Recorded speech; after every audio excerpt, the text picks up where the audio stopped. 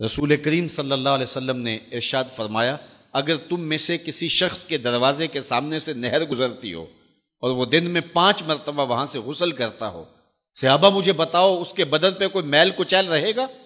تو صحابہ نے عرض کی، اے اللہ کے رسول، اس کے بدن پہ کوئی میل کچیل نہیں رہ سکتا جو دن میں 5 مرتبہ غسل کرتا ہے۔ فرمایا یہ 5 نمازوں کی مثال ہے، جو 5 نمازیں پڑھتا ہے اس کے بدن پہ گناہوں کا میل نہیں رہتا ہے، اللہ اسے ستھرا کر دیتا ہے، اسے پاک کر دیتا ہے۔ ایک نماز سے لے کر دوسری نماز کا وقت، درمیان میں جتنا وقت ہے اس کے جتنے گناہ ہیں، دوسری نماز ان گناہوں کا کفارہ ہے۔ حضرت سلمان فارسی اور حضرت ابو عثمان سفر پہ جا رہے تھے، پت جھڑ کا موسم تھا، ایک درخت آیا جس کے پتے زرد ہو گئے تھے، تو حضرت سلمان فارسی نے شاخ پکڑی اور جھٹکا دیا، سارے پتے گر گئے۔ تو کہا، ابو عثمان تو نے مجھے پوچھا نہیں کہ یہ میں نے کیوں کیا ہے؟ حضرت ابو عثمان نے کہا، میں نے نہیں پوچھا، آپ بتائیں آپ نے ایسا کیوں کیا ہے؟ تو حضرت سلمان فارسی کہنے لگے، ایک دن میں رسول اللہ کے ساتھ تھا، سفر پہ تھا، ایسے ہی ایک درخت آیا جس کے پتے زرد ہو چکے تھے، حضور نے شاخ پکڑی، جنبش دی، جھٹکا دیا، پتے گر گئے۔ حضور نے مجھے دیکھا اور کہا، اے سلمان تو نے مجھے پوچھا نہیں کہ میں نے ایسا کیوں کیا ہے؟ تو میں نے کہا، بندہ نواز آپ بتا دیں آپ نے ایسا کیوں فرمایا ہے؟ فرمایا، سلمان جس طرح میں نے اس شاخ کو جنبش دی اور اس پر کوئی بھی پتا نہیں رہا، سارے گر گئے، جب بندہ نماز کے لیے کھڑا ہو جاتا ہے بدن کے سارے گناہ جڑ جاتے ہیں۔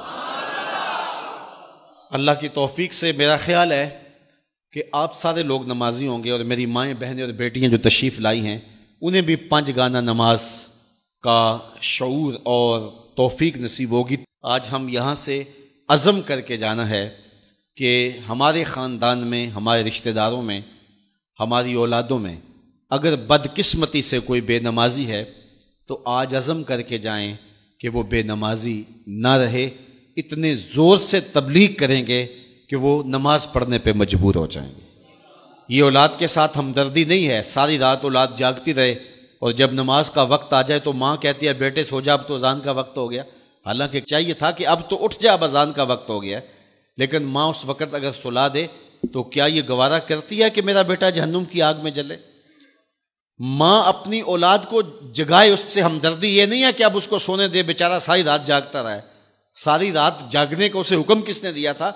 فجر کے وقت جاگنے کا حکم ہے، جب رحمت اللہ کی بٹ رہی ہے تو اس کو بیدار کرے، اس کو جگائے۔ کڑکتی دھوپ ہے، آج کل موسم کتنا گرم ہے، تو اگر بچہ دھوپ میں کھڑا ہو اور اس کے پاؤں جلس رہے ہوں تو ماں گوارا کرتی ہے، بھاگ کے اچک لے گی بچے کو کہ میں اسے دھوپ سے، تمازت سے، گرمی سے بچا لوں۔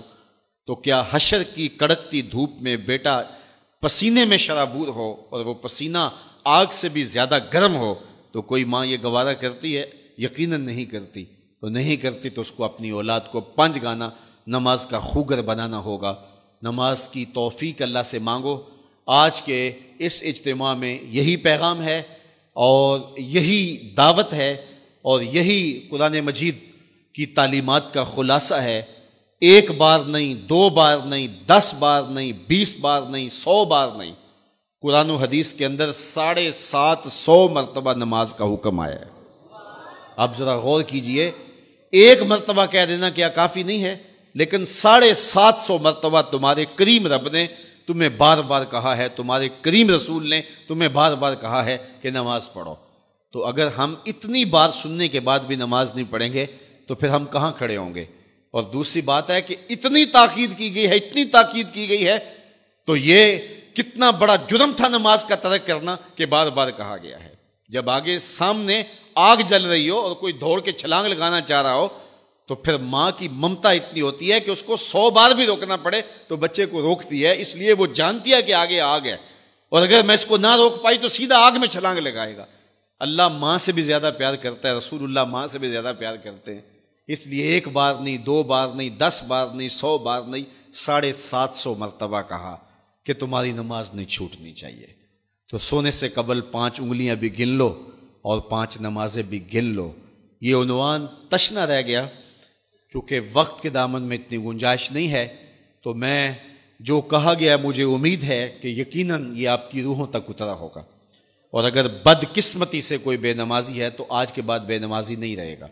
اور ہم اپنے ماحول میں اپنی اولاد سے اگر پیار کرتے ہیں، حقیقی پیار ہمیں، تو پھر ان کو 5 گانا نماز کا عادی بنانا ہوگا اور ان کی پیشانیوں میں سجدے رکھنے ہوں گے۔